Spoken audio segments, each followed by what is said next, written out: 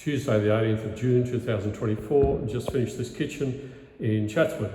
So it was a rip out completely. The kitchen was about 30-40 years old, and replacing it pretty much identically as in the style and the layout. But this is a Kaboodle kitchen. Came out after about 11 days, I had labourers for 3, and it was about 22 grand all up.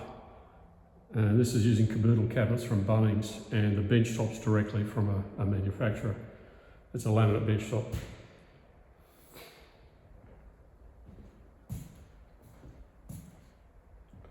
Little light under here which runs off that. Didn't have to worry about the electricals, everything was in the exact same spot.